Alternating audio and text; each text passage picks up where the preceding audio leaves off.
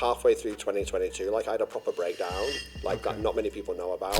I had no feeling, no emotion inside. The only emotion inside I had was anger, like real anger. You know, we entered into a situation where we won a project. It was an amazing project. It was worth 100 million dirhams. It was like, oh my God, my dreams have been answered. This is everything I've been pushing for. I was in the car one day and I wasn't even driving. I was just sat in a passenger seat and it felt like I was in Final Destination.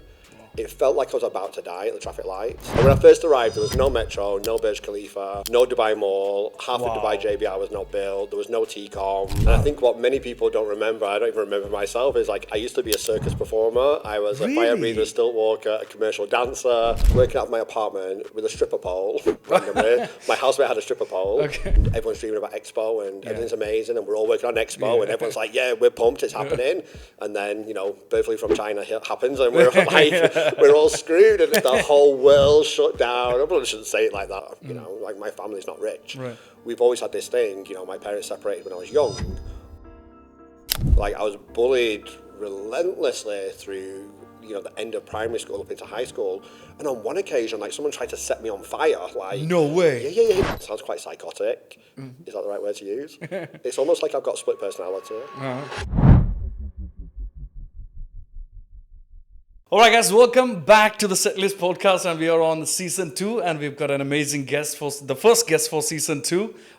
He's a long time friend of mine, plus a very an entrepreneur that I admire a lot for a lot of reasons. We're gonna get into all that today, but I'm so thrilled because we've been talking about getting. I've been thinking about getting him on the podcast, and I mentioned once as well before. So because I want to know a lot of what happened, and of course of the other side of the things on entertainment industry. Because I'm an artist, he's the other side of being an artist. So the booker, agency, everything in between. So let's welcome Dan Bolton onto our podcast. I am so excited to be here. I feel like it's gone full circle because you were a guest on my podcast when I first started. We had a great discussion about your journey. So now I get to share mine, which I'm very excited about. So thank you. Yes, you're welcome. We've been in touch in between for a lot of things. Between. So I've been, after all the roller coaster journey, everything. I was actually looking forward to sitting down with you. So I'm pretty sure I have a lot to learn from you. Ask any question. This could be like a bit of an exclusive. There you go.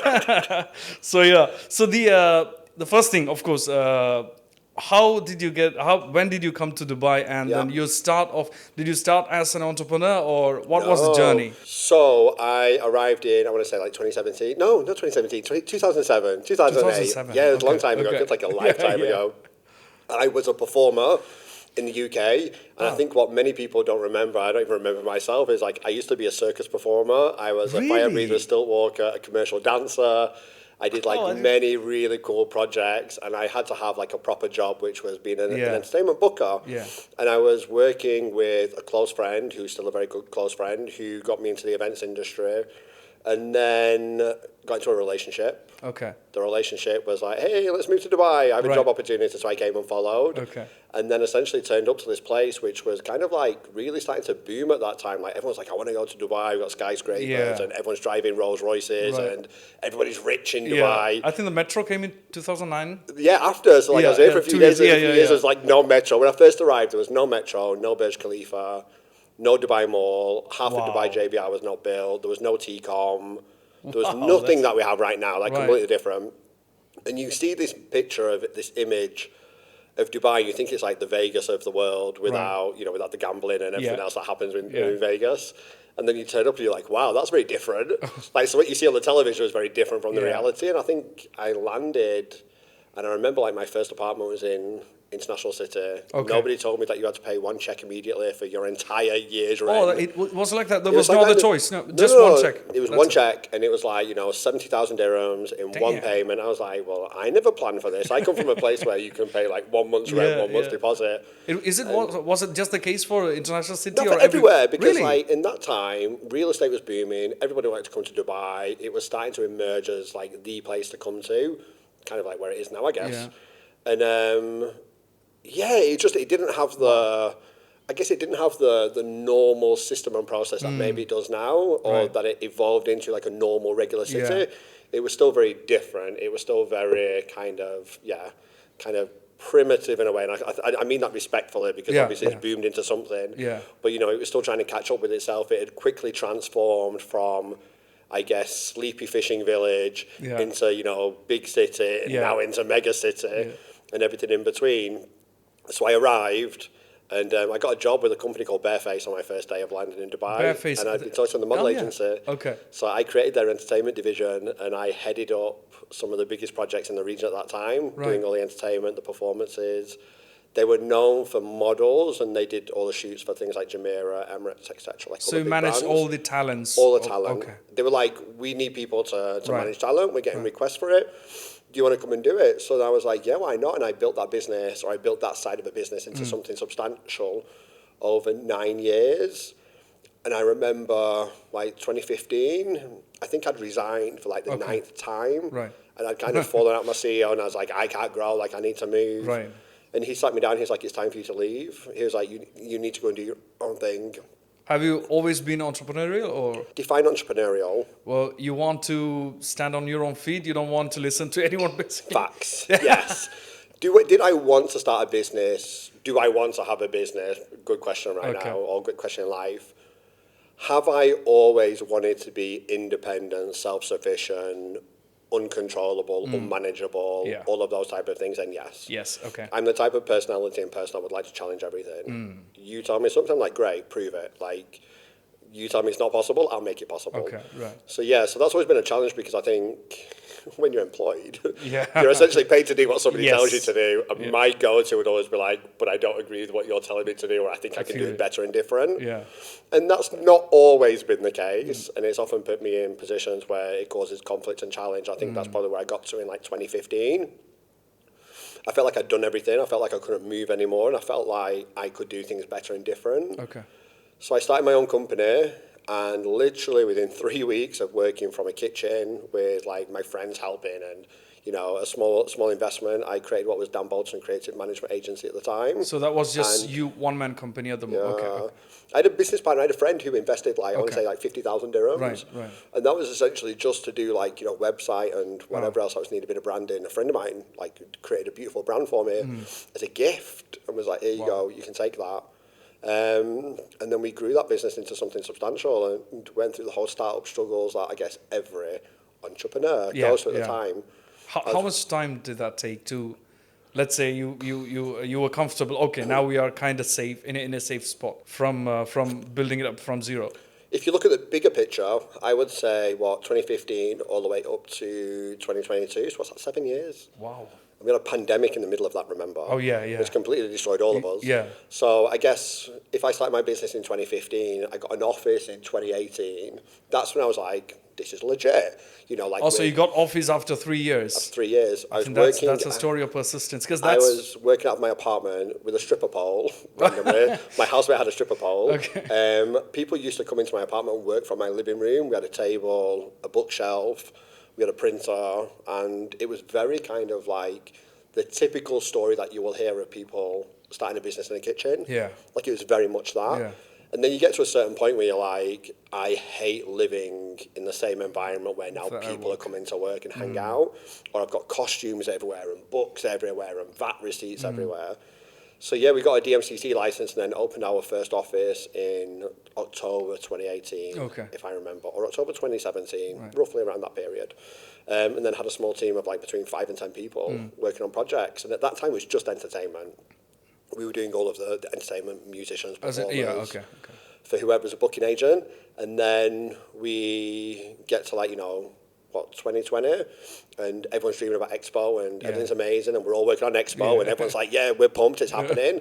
And then, bird flu from China happens, and we're like, we're all screwed, and the whole world shut down. I probably shouldn't say it like that, my God. The whole world shuts down, and I lost everything, literally overnight. I remember walking into the office that day, because we were working on the Expo project, which I think you helped us on bits and pieces. Yes, we did the sustainability pavilion. We did that's when we worked together for the first time. I think that's how we... Because you also helped us with the test event, which was like in 2020, pre-opening, 2021. Yes. But during COVID time, because it was all drama and everything. So we had this kind of, I remember we had this calendar of 2020 was going to be the year for everybody. It was such a great year. And we were working on the Expo site at that time. and all of a sudden, like, everything starts to shut down, and you're like, whoa, what's going on here? Expo's like, don't worry, we're still open, we're still doing this, it's a big, massive event, it will happen in 2020, so we're like, oh, a couple of weeks, we'll be fine, it's all going to be great, and like, I'm still going into the office, and then all of a sudden, Dubai's on lockdown, and nobody can do anything, and like, Expo's like, no, you need to come to the office still, because we've got this event to deliver, and I think it was like a week into the main lockdown, we had like special permission to drive and to get out and to do what we needed to do, and it was like, nope, you need to leave now, we're all good, we're postponing everything, and whatever. Yeah, they pushed it 1 year. Yeah, you're just like, what just happened? Like, you got like sideswiped and your entire business just disappears. And I remember walking into the office with a team and everyone was just crying. They were stunned. Like, people were just like, what do we do now? Like, we don't understand what this means. And how much of your total business was the expo back then? So the expo, but I don't, not necessarily how much it was, but how much it could have been. It would have been significant because everybody was like, it was busy. Everyone was needed on it. It was like we had made substantial investments to get to a place where we're like, we're going to do all of this. And then when it all disappeared, well, you know, as a musician, we were not allowed to do anything. Like, we were physically banned from operating. I think entertainment was the first thing they cut. First one to cut and the last one to open, along with airlines. Understandable, but, you know, like, they have support. We didn't. They had a lot of support. We didn't. So then you go through that period, it's like, damn, and it all shuts down, and you start to question life choices and what happened and why, and should I do something else? Should we all live in the world of virtual now? And you try and figure it all out, but then eventually, you know, life gets back to normal at some point, and you go through that journey, and a lot of PTSD and a lot of therapy to understand what happened, but lost everything and rebuilt it straight away, straight back, straight after. So to go back to your question, when did it feel like you had not a proper business, but like a business, a solid business? For me, it would have been 2022. Wow. So we've come out of COVID, I've moved offices, we've boomed, like that kind of post-pandemic period was insane. Like, we were winning all projects, we were delivering projects, and we did the FIFA World Cup in Qatar. We were just churning stuff out, and I couldn't keep up with it. It was just mental, if I'm completely honest. And you've gone through starting a business, a pandemic, and now your business, which is a new business with new people, is now growing again. And you're just like, what happened? So I was like, I was burned, like seriously burned. And then you add layers of people, support, whatever, because you've got business to do, you've got stuff to happen. And then it got to a point where I was like, oh, this is a proper business now. We have 3 offices, we have system, we have process, we have all of these layers of management and everything else that we needed. So we quickly went from, not quickly, we went through a journey of what, I'm going to say, what's that, like 6 years, 7 years, longer, of being a very startup entrepreneurial company into something which I thought a business had to be. I thought business had to be corporate. I thought it had to be structured. I thought it had to be these things, which was what everybody was telling me. It's like, if you want to scale and grow, then you need all of this. So then we got to that point, and then 2023 was a good year. It was like we were doing stuff, we were moving, and we're pitching and delivering the type of projects that I wanted to do, which was like the global stuff. Like, when you've done Expo, when you've done the World Cup in Qatar, like, where do you go from here? Like, they're pretty big. And we started to pitch for some good international stuff. We won some good international stuff, and then at the end of 2023, it all disappeared again.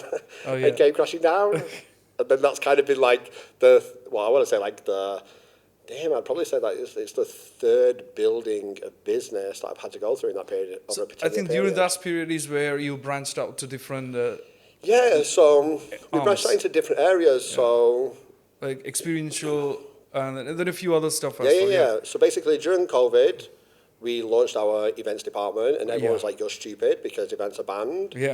My thought process was always, events will come back. People want events, like, why not? Plus, as well, at that time, we'd lost every single client, and most of our clients were event agencies. So then it became a thing of necessity of, well, if you're not going to hire me for your events, I've got people that want to produce events. Like, I need to produce events. Because we always shied away from being an event experience producer, because essentially you're eating your own clients because you're competing with them. So like, they're not going to come with you because you're a threat now.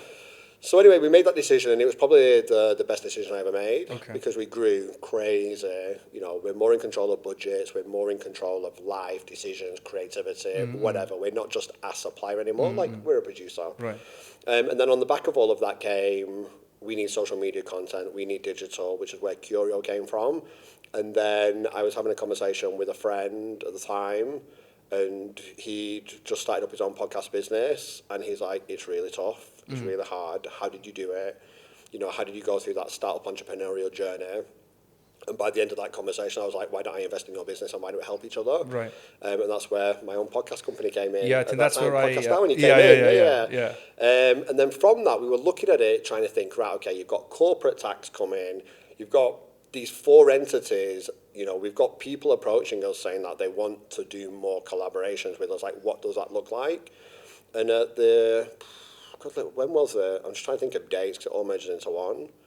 I want to say halfway through 2022, like I had a proper breakdown, like that not many people know about. Was just in a very bad place. As in for business or personal? Personal. Okay. Business is going all right. Okay. Business is going all right, but I just couldn't control, how do I word it? I had no feeling, no emotion inside. The only emotion inside I had was anger, like real anger. And I was trying to figure out what it was, but I think I was just burnt, like solidly burnt from everything that had happened. Like, you know, going through COVID, building a business again, and just stuff, whatever. Then I went on this kind of like life-changing journey where I started to really engage in spirituality, understanding myself more, you know, trying to become a better human, like really looking at my character and the type of things in life where I was like, not quite aligned with what I wanted to be aligned. And then with business really growing, I basically invested in lots of, I want to say advisors, board people, structure, whatever. And I was starting to get to a point where I think I was probably, if I'm completely honest, like I'd really lost myself at that point. Because I'm listening more to everybody else and what everyone else's opinion is, and I actually don't know what my own is. I didn't understand what my own soul was, my own feeling, because I had none. Literally had none, had nothing inside. It was just like this empty shell. And in the meantime, I'm like VIP at the World Cup and we're delivering amazing events. And everyone's like, you're living the dream. But I was like, but I'm not actually happy living the dream. Like, there was no... And you were being invited to a lot of events and speaking events and stuff. Everything. I'm out there on a platform being like, hey, the event industry is amazing. When in the inside, I'm like, well, actually, like I'm pretty destroyed. And then I went on this journey. I went traveling. You know, I met people on that journey who opened my eyes, I guess, to different conversation, different things. Like, don't know me as Dan Bolton from Dubai who works in events. They just knew me as a stranger who rocked up into Lom and, you know, we went to the beach and had a drink. So we started to have like conversations, I started to build a different understanding, and then it became quite clear that I needed to go to therapy. Okay. So I bought professional help, I went to see somebody, and, you know, within a couple of sessions, it was clear, like, this is like a thing. And they start to unpeel layers and layers and layers of stuff like you actually don't know you have. And then it's just buried somewhere deep down inside. And it exposed and opened up so many things, which is good and bad in equal measure, because I think some of it didn't need to be exposed in terms of, you know, like, you know, they ask you questions like, so what's your relationship like with your parents? Well, actually really good. And then sometimes you question it and you doubt and you're like, well, was it really good? Like, did something happen? Like, I'm not sure. Not that it did. But then you start to really analyze everything. You analyze, you know, how you turn up, how you behave, who you have a relationship with, how did that person say something, whatever. And I think I've always suffered. So at that point, I got diagnosed with high-performing anxiety. Wow. And I was like, is that a thing? Because in my brain, anxiety is like when you're terrified to go outside, which we'll get to in a bit because I've had that version. High-performing anxiety, apparently, is when you kind of like overcompensate, overstimulate, and you're this kind of more extravagant type of character, but it's camouflaging the anxiety that you have inside. So by standing on a stage, for example, and talking to thousands of people, which for me is easy, or, you know, dealing with some of the most complex projects in the world and standing up in front of people, you know, they often say that people that do that type of thing have high-performing anxiety. The anxiety I had was actually helping me perform to a high function and was actually helping me push even further because I was never happy, never satisfied. I wanted perfection. I wanted to drive and drive and drive. And my perception of anxiety was like, well, you're too scared to leave the house and, you know, like you can't do anything. You can't do anything. And there is that as well, which I've had. So that anxiety helped. And I was having these conversations and, you know, speaking to people and just really started to learn a lot more about life, about me as an individual. Not Dan Bolton the business. Not Dan Bolton who he thought he was or he's gone through a journey, but like me as a human being. And I remember I went to a spiritual healer, and I remember she said to me, "You ready for this?" And I was like, "Of course I am. What do you mean?" And in this session I walked, I was like crying uncontrollably.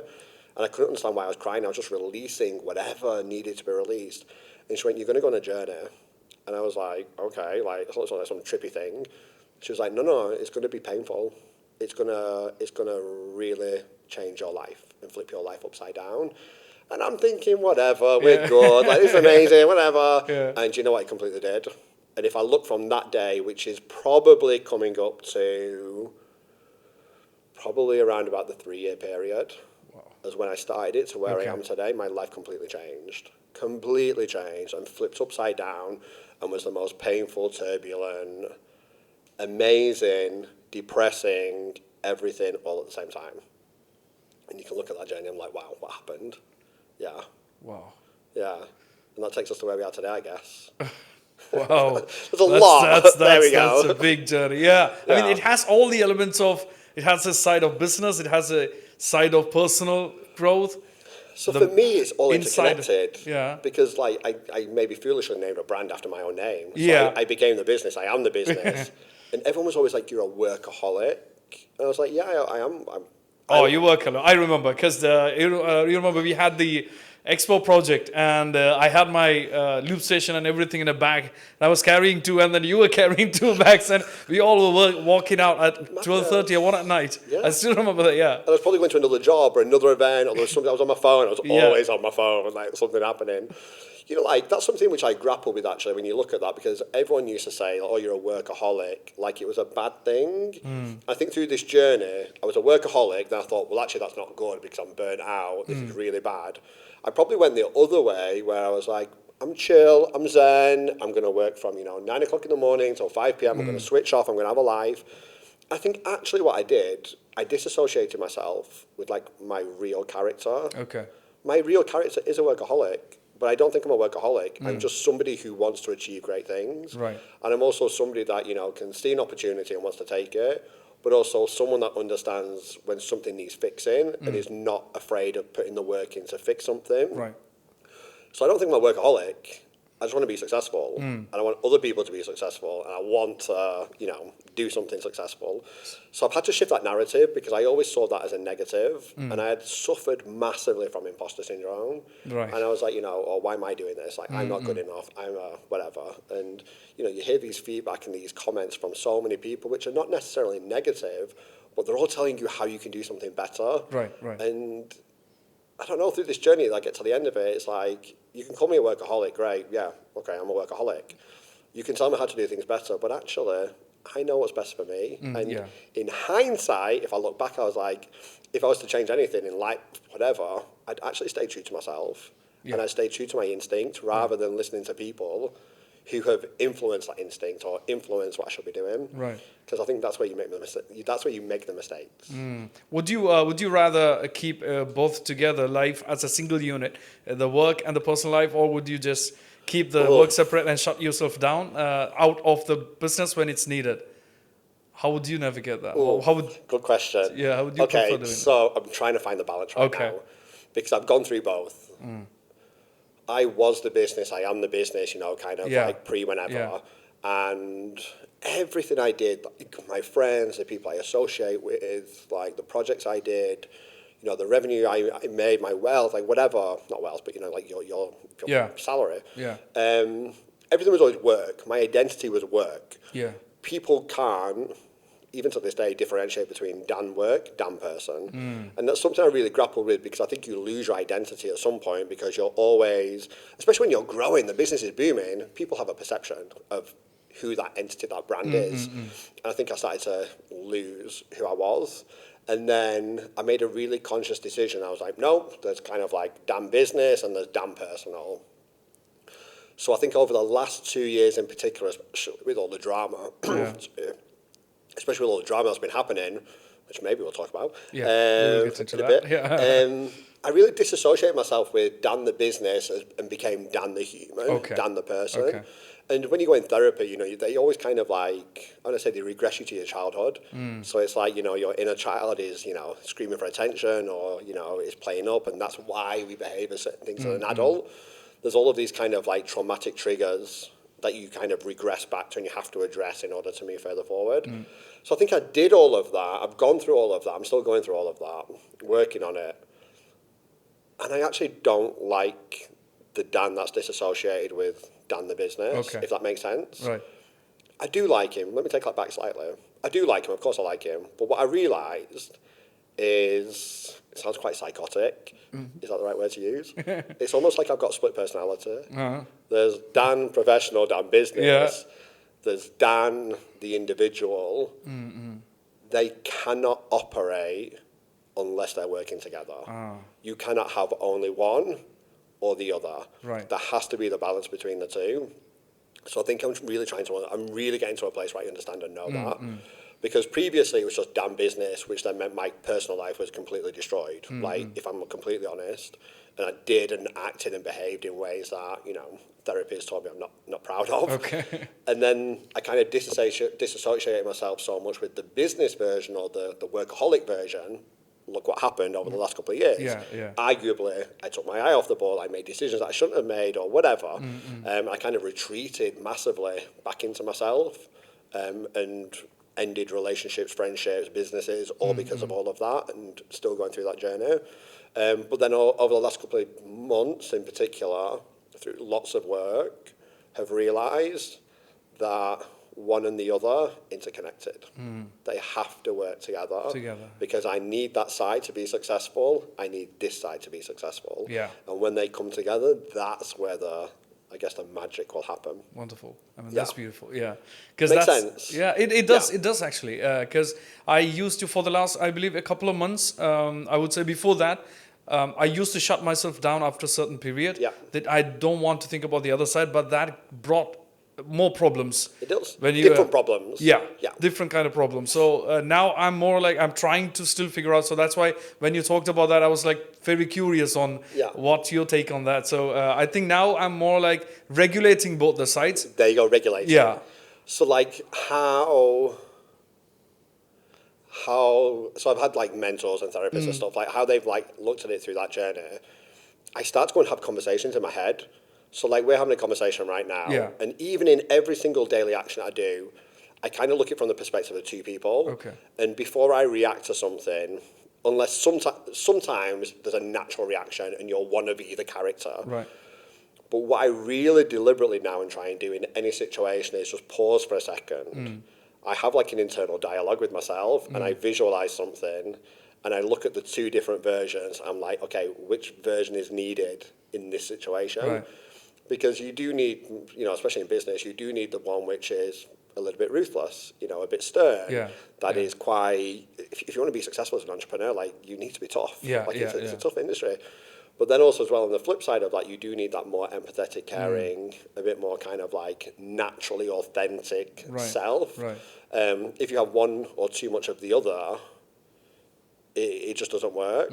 So you do. I literally have to like sit for a second and be like, okay, how much of each do I give right now? And then that's how I then move further forward. I think so you'll probably see me like previously in conflict, I would have been like quite dominant, shouty, like big. And, you know, now I kind of retreat a little bit. I pause for a second and I'm like, hang on a second. How do I then move forward? Or in difficult conversations or whatever. I think it's a mix of the good cop, bad cop stuff, right? Correct. The balance, Correct, because like, let's face it, as humans, we've probably got a bit of both. You have to have a bit of both. If you don't, you will either be a certain type of character, which people won't like, or you'll be a certain type of character that people will probably take advantage of. So you have to find that equilibrium, that balance. Indeed. So we're going to go back to the start of the journey, which I would really love to. I'm genuinely curious on that journey, because I don't know if you, me and my friend Steve, we've been working on Excite Entertainment, a small side of, we're trying to supply, because we started as, because when I get the gig calls, if I'm filled for that day, I usually refer my friends to it. Yeah, of course. So, and then slowly it became a thing. And then you're like, how do I make a bit of money from this? Yeah, exactly. Like, I'm giving you all of this opportunities. Like, I'm doing all the work and I'm making the phone calls. I'm paying the bills. Like, where's my cut? So that's where the whole Excite thing started, the Excite Entertainment. So, but the thing is, we're still at the start of everything. We're still trying out stuff. We're still doing stuff. So that's where I wanted to know know your take, because you've been through this long journey of like 7 years to that you consider yourself, okay, you got into a place where you have a proper office and everything. So when you start as, let's say it was just you in the kitchen, just doing all this stuff, there is this form of uncertainty in our industry, because it's not a salary job and it's not a long-term contract. We go project basis. It's really competitive now. It never used to be. And very uncertain. That uncertainty is what I have in my mind as, let's say you get a big project for the next 3 months. You get really excited. You want to build on that. But you still don't know what the 4th month's going to be. Of course. So you don't know if you want to scale yourself up or you just take one thing at a time. Oof, you've asked a very good question. Yeah, so that's what I have in mind. So I was thinking back then when you were starting all this, you had the same kind of thoughts, and how did you navigate that, if you had? Or when you begin, you have to be reckless. You have to be unashamedly, if that's the right word, you have to have no fear. Right. It takes balls to start a business, let's face it. Yeah. You know, everyone can start a business now. Like everybody has one. Yeah. You know, or a side hustle. I'm not calling them business as a side hustle. And the difference is not many goes after like 2 or 3 years. That's where I was saying the persistence. I would probably say like even now in these days, it's probably even less because of, competition. Everyone's doing everything, the ease of access to whatever. Yeah. But also as well, like the global uncertainty of life right now. There's a lot going on. I would say, if you want to start a business, then you have to have balls. You have to... you have to have that resilience and that acceptance of that. That's probably not right. You have to have resilience, of course. You have to have acceptance, but you have to have that comfort that you have to be able to sit in the comfort knowing that this could probably go horribly wrong, and there's no safety net unless you've got rich mum and dad or whatever. Yeah. You have to be in a position where you're just like really comfortable with that. And I think I come from a very working class background, North Manchester, you know, like my family's not rich. Right. We've always had this thing, my parents separated when I was young, but, my mum had multiple jobs, my dad had multiple jobs all at the same time. What we say in the UK is to make ends meet. So I've always come from this place where like you have to graft, like you have to grift in order to like move further forward. So I'm not afraid of work. I'm not work shy, like I'll put the hours in, whatever, but like, you really have to put the hours in. Like, if you want to run a business, you want to do something, great. But you have to be fearless, because you do not know on any given day what will happen to you. Yeah. You'll wake up one day and it's amazing, then all of a sudden it's like, that was a really bad day. On the flip side of it, you'll wake up one day going like, I don't feel like it today, and then boom, an opportunity will arrive. Right.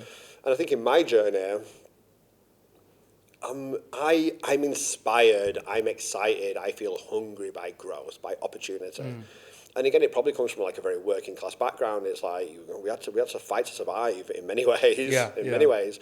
If you didn't, then you wouldn't progress, and people would obviously progress ahead of you or whatever. So there's always this mentality of wanting more.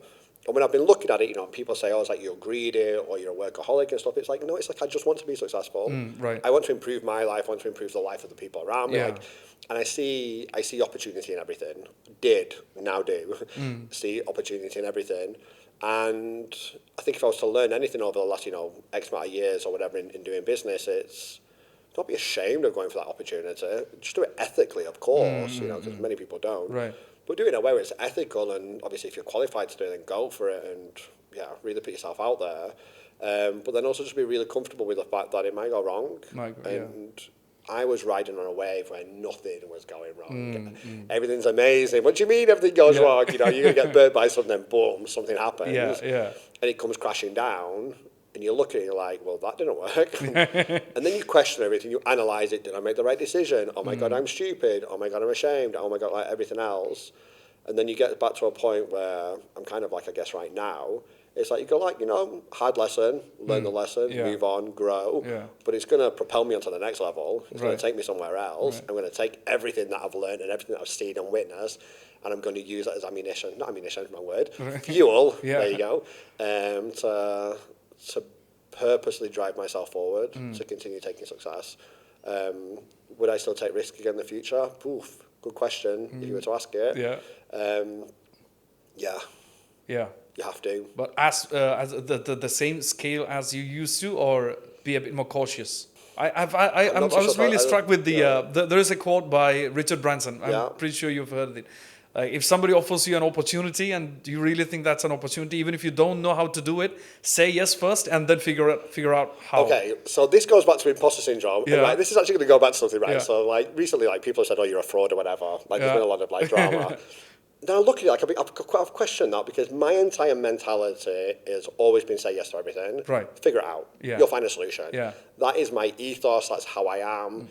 If somebody tells me that something's not possible, I'll be like, I'm going to prove to you in X amount of time that it's possible. I'll make that happen. I'll push that over the line. And that was how I built the business originally. And it came from that, I want to say, kind of like a bit of a bulldozer, pushy mentality of, I will do it. Anything you want, I'll make it happen. Obviously, you get bigger, the risk gets bigger. You know, the numbers, there's an extra zero on the end of everything. And I think you get to a certain point where, to be honest, again, hindsight, that type of risk, that type of ballsiness, it takes you to a certain level. But when you get to a certain level, then you have to have a bit more of, I don't know, context, system, process, a safety net, because when it comes crashing down, it comes crashing down hard. Yeah. And that's exactly what happened to me. You know, we entered into a situation where we won a project. It was an amazing project. It was worth 100 million dirhams. It was like, oh my God, my dreams have been answered. This is everything I've been pushing for. And not one single day until towards the end of a very turbulent period did I ever think it would fall down and not happen. I was like, we've done this before, it's amazing, it's great, like, you know, and you walk into meetings with certain people and you're very confident and you've got like an ego, I guess, because you built that ego, and you kind of believe that you're slightly invincible, and then all of a sudden it's taken away from you, and like, well, that was humbling. And then you go like, the higher you go, the deeper you fall. The deeper you fall, I would 100%, but then also as well, I believe the higher you ascend, you know, you will come out of it, you will grow, you will change, you will evolve. So I think to go back to your question, like, well, would I take similar risks? Yes, of course I would. I'd have to if I wanted to grow in business. Would I be a bit more cautious in that? Not necessarily cautious, but I would evaluate it more. I'd question it more. I'd have the conversation with myself more about, is this a good idea? What's the impact? How would it work? What if it goes wrong? Who's involved? How do I protect myself?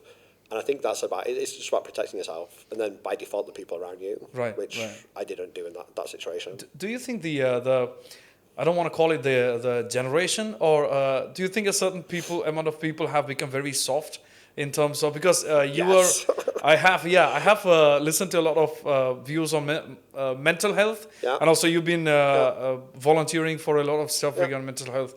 So I've been thinking, because there are a lot of the new social media stuff, like if somebody doesn't, it's not called giving you peace, or it's not like attacking your stuff, but basically it's gotten to, I feel like it's gotten to a point where maybe the new generation they have gotten to a point when somebody says something against you, they cannot take it. Correct. They have just become so soft, they just cut off.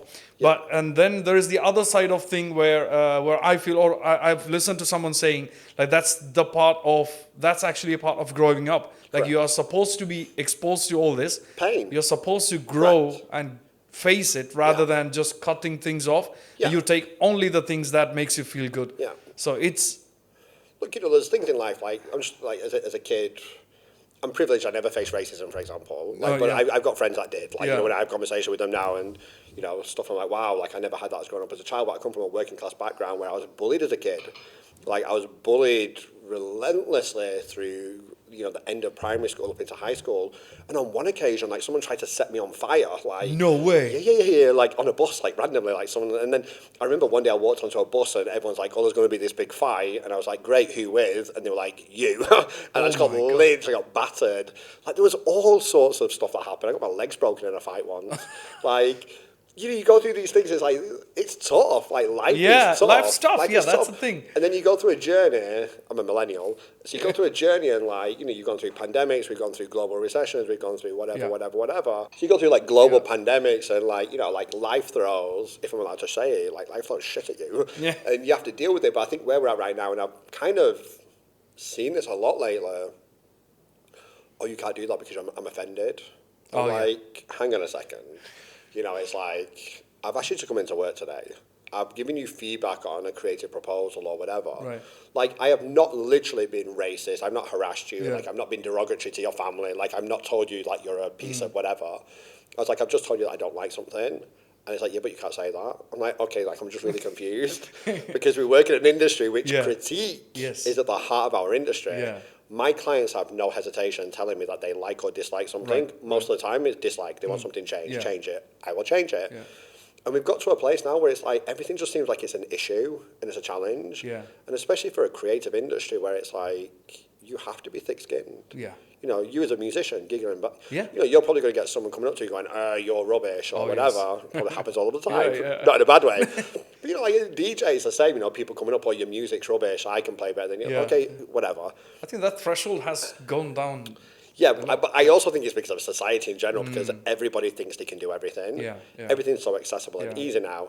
You're a photographer, great. Or you use, you know, what's it called, CapCut. Like, it doesn't make you a photographer, videographer. It just makes you good at using an app. Exactly. Like, you know, you don't have the skills to do it. So I think people are becoming a bit precious, but then also understandably so. I think if you look at people's journeys, I think we've woken up to the fact that, you know, like burnout, exhaustion, mental health issues are actual real issues.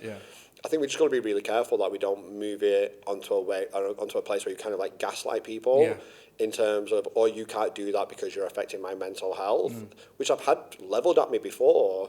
There was somebody recently, I'm not too sure how to say this, but like an employee, no longer with us. You know, I was chasing for stuff all of the time. I was like, I just need like budgets. I need stuff like to do my job. I need information. And she's like, you're giving me really bad anxiety and you're affecting my mental health. And I'm like, I'm just really confused. I think you're using it as an excuse. Right. Because if I was asking you in a derogatory way, or I was asking you at 10 o'clock at night, you know, when you're in the middle of like family life, whatever, I would understand. But this is 3 o'clock on a Thursday afternoon during working hours, and I'm just sending you an email, and the email is polite and professional. Exactly.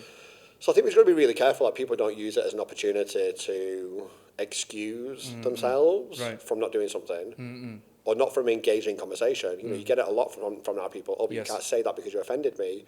Okay, well, challenge me on why you're offended. Yeah. Let's have a debate. Let's have a conversation. Exactly. Let's listen to the perspective of somebody else, because you're actually offending me and I don't like what you're saying. But I want to understand why. I want to find perspective. I want to understand how I can learn something from you, from your different point of view. And you have to be really careful if you don't shut it. You have to be really careful that if you shut it down, you just basically create this division, which we've got right now in the world. Oh, let's go deep on politics. You know, you've literally got one side versus the other, and you're either one side or the other, and everything else doesn't matter. Where actually most people will probably sit in the middle, really. If you're logical, you'll have a bit of different perspective on everything. Right. But it's become very polarizing. You're either against me or you're either with me or against me. Against me, in everything. I mean, you can see that, like, I don't know, the US, the UK, like with everything that's going on politically. And I'm just like sat in the middle going like, wow. Which is why I'm very grateful to live somewhere like here, where we don't really have that. Yeah, like, exactly. You know, we're all in the middle. True. You know, we have opinions, but we don't all share them. Yeah. That's true. I want to touch the point where the big dip which you had in the business, with whatever you're willing to share, because that's, I think that's something that many of us can learn. I mean, that's because I've heard that, like, you learn more from the failures. I wouldn't exactly call that failures, like bad experiences, than the good ones. And we got around like 15 minutes left, so one more. We're just gonna. All good. Yeah. Might take a little bit more than 50 minutes. No. I would definitely not classify as a failure, despite what I believe at the time, what people have told me, what people are saying. I would classify it as the biggest life lesson ever. And I mean that in a genuine capacity. In terms of what happened, alluded to it earlier, you know, you win a project, you think everything's amazing, you benchmark it against everything else, you're growing a business, everything's incredible. What will go wrong? Nothing will go wrong. Why should it go wrong? And then you quickly learn, especially when you get to that level of business, when there's lots of zeros involved, people don't behave the way that you probably assume they would behave or you expect them to behave. As for their team. Not necessarily for the team, but if I'm going to be completely honest, like, like my business partner in Qatar, like, let's call it what it was. You know, we have agreements, we're all doing business together, you have your cut, I have mine, this is how we're moving forward, we've got a deal done. Right. You know, and I come from a culture where you shake a hand, it's a deal. We had it on paper, but there's like an ethical side of things. And then all of a sudden it's like, well, no, actually, I want more money. Well, hang on a second, that's not what we agreed. Oh, but you need to deliver more in this and that. And all of a sudden the goalposts move. And I think to go back to what you mentioned previously, what would I do different or whatever, like protect myself. Because I walked into a situation or allowed myself to walk into a situation where I just completely exposed myself, completely. And I was naive. I was naive to think that people would probably behave the way that I would normally behave. And that was not the case. And very quickly that whole process deteriorated massively. And a lot of people were impacted by it, still impacted by it, but there's a core group of people that were at the heart of everything that happened. That, you know, I had a conversation with one of them yesterday, and they were like, I still got PTSD from that whole experience of what went down. And it was toxic. It was lawyers, it was aggression, it was When was people this? ripping everything from underneath you. When? The 20th of September 2023. Wow. Yeah. I remember when it really went down, I was having a tattoo. I was on the table having my tattoo, and then, you know, my colleague at the time was a really good friend, he's a good friend, called me and was like, can you take a call? I was like, yeah, why? He went, it's finished, it's done. And I was like, what do you mean? And we've been going through this whole period of back and forth with lawyers and contracts and, you know, we can't do this, you can't do that. Like, it just got very toxic and messy. You know, long story short, we got pushed out of a project that we won. We invested, we won. It was a very significant project, and then essentially someone stole it from under us. And then whatever you put in, that's gone. Lost it all. Oh, how much was that? Millions. No. Yeah. That's probably when you go like, oh, that was a bad decision. But then you go, because I was talking about this actually. Wow, It's weird how everything happens for a reason. I was talking with someone the other day, and I tried to reconcile it internally. And, you know, people go like, you're foolish for making that decision, for investing all of your cash flow into a project. I'm like, well, was I? Because I've done it before, and you do it, and it's successful. You know, we'd have walked out of that project in profit. Like, we'd have delivered an incredible event. It would have catapulted me to a different level. Why would I not invest? Because we have a contract, we have an agreement. We're in the room pitching ideas to, you know, government ministers at the time. And I'm like, there's not one inclination that something horrible would ever go wrong until my local business partner brings a lawyer to dinner. And then in hindsight, I'm like, who brings a lawyer to dinner? Like, it doesn't make sense. So yeah, like, it's just, I can't remember, what was the question again? Like, what would you, the big dip? Yeah. Yeah. And then. So like, I just wouldn't change any of it. I'd like it not to have happened. Yeah. But then on the flip side of it, as painful as it's been and the drama and everything else that continues to this day that comes from it, I wake up every day and I learn something. I learn something about me, most importantly, but I also learn something about life, people around me, how I interact with people, people's intentions, people's fears, people's insecurities, the opportunities that will come from this. Like, it's a roller coaster of emotion. You're just like, every day it's like, ooh, boom, that happened. So why didn't you feel like, okay, this is because millions, that's a huge tip. Yeah. Like, did you ever feel like, no, I'm done here, or did you have that phase where you felt like I'm done here, and then you decided, okay, no. I've only realised over the last couple of weeks that I'm not done, if I'm completely honest. I think when you wake up and, you know, first of all, you're stunned. You're just like, shit, what just happened? I was at a friend's wedding at the time when this was all playing out. It's like, I'm on leave.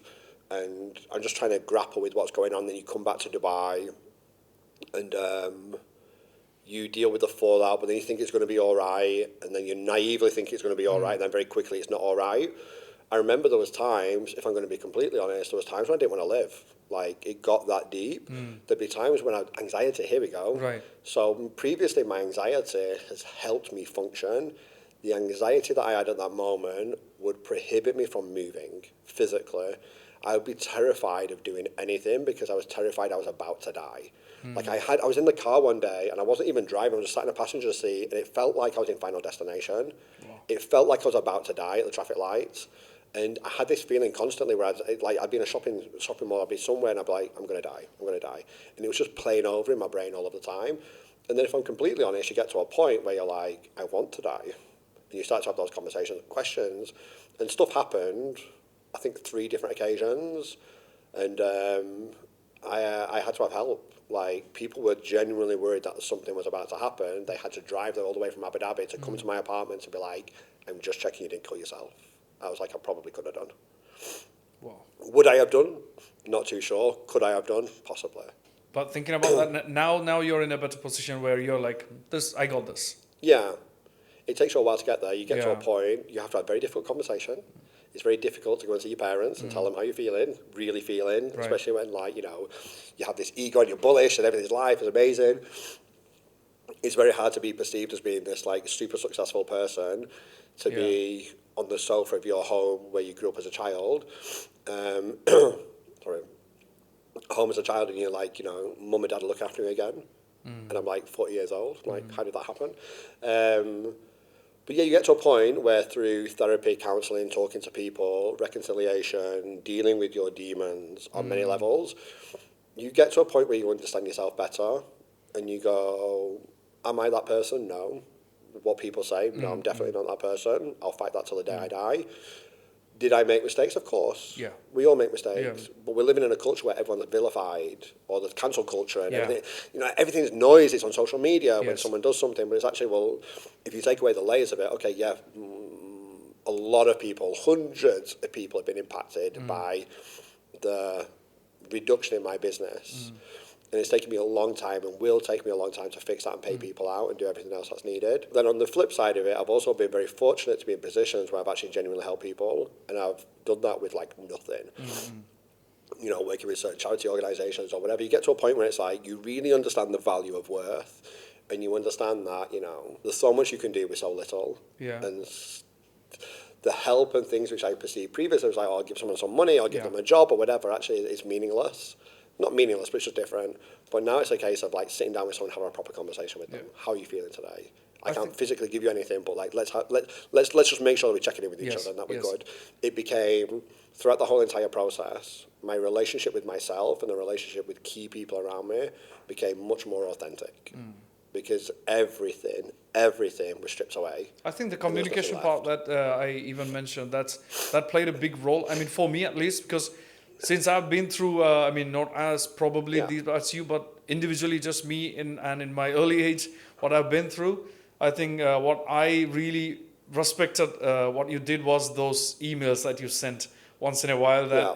But there was like a couple of emails where there was no solutions in the email, there's no but it was solution, just nothing. communication. But that was actually valuable. Like if somebody is really sensible to read and understand the intention behind that. So there you go. You made a very important point. Yeah. The intention and sensibility. But carry on, sorry. Yeah. So that was actually valuable, and that's something that I think everybody should learn. Even I have made that mistake of Yeah. keeping people away or not having a communication because I don't have anything to say and I don't have a solution. But I should have done back then was the same thing that you did. Even if you don't have a solution, keep the communication channel active. Yeah. Talk to them. If you're helpless, you're helpless. That's it. 100%, but I also don't think I did it right, and I kind of beat myself up about it sometimes, but then at the same time, like, I can't, like, I did what I could do. So, like, the situation happens, you're stunned, you're confused, you don't know what the solution is, you're just like, oh my God, there's a million different things happening. And then you put communication out of, like, sorry, the first thing I said was, I'm not leaving, I'm not running away, like, many people in that situation probably would have jumped on the first flight Yeah, home and been yeah. like, peace out, I'm not paying Exactly, anybody. yeah. My decision on that day was clear. No matter how long it takes, no matter how painful it is, I'll make it right. Done. And I genuinely believe like I'm sticking to that, and I'm still here, I'm still fine, I'm still Yeah, dealing with the drama and the yeah. shit that I get on a daily basis. And then in terms of communication, I woke up one day and I must have had like a minimum of 150 missed calls, voice notes, messages, text messages, Instagram. So stressful, On yeah. every single communication channel, there was just this barrage of people. And you wake up in the morning with like the most heightened anxiety of like, what the hell is Yeah. this? Then when they can't get hold of you because you missed a call because you're just Yeah. in the middle of something, they were contacting my family, they were contacting my friends, like they were putting stuff on social media, like Yeah.